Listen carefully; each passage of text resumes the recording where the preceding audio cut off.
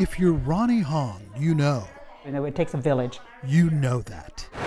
So you reach out to others on this day through Skype. Hi, Jafid. Hi. To get their help. I wanted to get some feedback from you. Their feedback. Trying to create awareness For this idea you have. I had to think, how am I going to get my message across to raise awareness? People are listening now. People from all over the world, in fact. I make these international phone calls because I need partners all around the world. We need as many people possible to be voice for those cannot speak. Who are these people who can't speak, who won't speak? We're talking about people being sold, bought and sold for somebody else's profit. Rani Hong was one of those people. Now, I'll show you a photo of me. This picture begins to tell the story. It's Rani at 7 years of age, frail, frightened. At this age, you should be full of life. Rani was afraid for her life, and so she stayed silent. I wasn't speaking. Voiceless. I was sold to my broker, Paul, who got the ownership of me. That was almost 40 years ago in India. Rani was sold and primed for her new life of forced labor. So in my case, I was beaten quite a bit, held in a cage so my legs had atrophied, the muscles, and so I had difficulty walking. Rani managed to escape from the clutches of her master only because she became too frail. I was no longer useful. That's when her trafficker sold her for international adoption. That's when she arrived in the United States, raised by a single mom right here in Olympia, Washington. We'll show you that picture now. She taught me the values of valuing another human being. Nellie Jean Clark was Rani's savior. She saved my life. A mom who knew what she had to do. It's a mother's instinct, after all. She chose to pour her love into me as an 8-year-old child. And every day, she would pull my legs so my muscles would work again. And I remember going to school here in Washington State and seeing these children, all these other children running. And I remember sitting on the sidelines watching them, and I wish I could, and I couldn't. Sitting on the sidelines. Not anymore. Not Rani Hong. She is front and center now.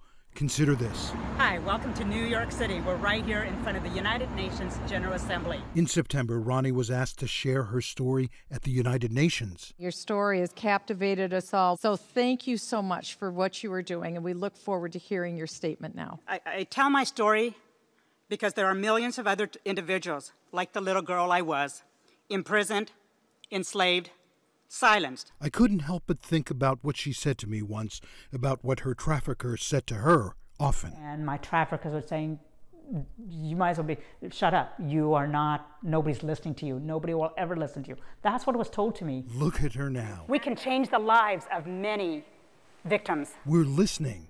They're listening. Hospitality employers and employees in Snohomish County getting training. My goal is to inspire you into action. From someone who knows. Oftentimes, they don't know how to identify a situation of forced labor. A lot of times those are sometimes maids or nannies working in our hotels, working in our restaurants. Frank Welton from Hilton Hotels. It's awareness, and people didn't know. When I was first approached, it was like, oh my goodness, I never really thought about it that way. Changing our thinking, breaking the supply chain, eliminating forced labor. She's challenging companies to do just that.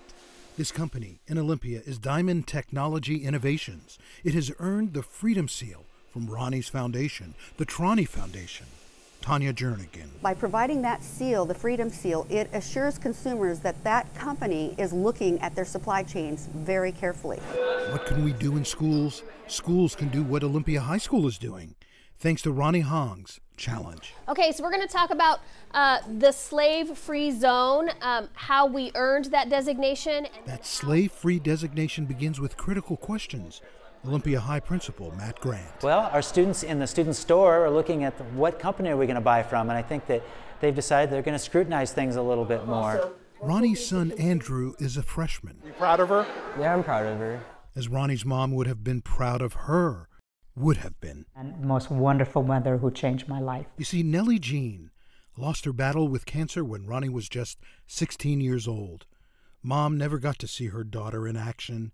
This I'm talking about. We can change the lives of many victims. Never got to hear that voice get louder. So that is why I'm here today, to give you a sense of hope. And stronger. That we all can do something about this. And stronger still. My mom, I believe she's up in heaven, and I feel like, maybe she knows, and I don't know, but only she knew that nobody would have imagined that I would be doing this on a global stage and United Nations.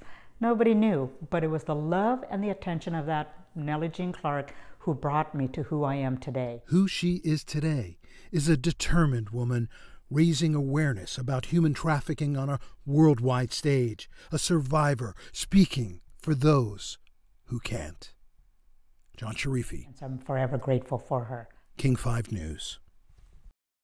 Now, Rani Hong has worked as a UN Special Advisor and is the proud recipient of the United Nations Human Rights Award. The city of Seattle honored her with the Distinguished Citizen Award for Human Rights. Another honor, Rani is at the Vatican this week to meet with Pope Francis and share her inspirational story of survival. For more information about the Trani Foundation and the work Rani is doing, just click onto this story on king5.com.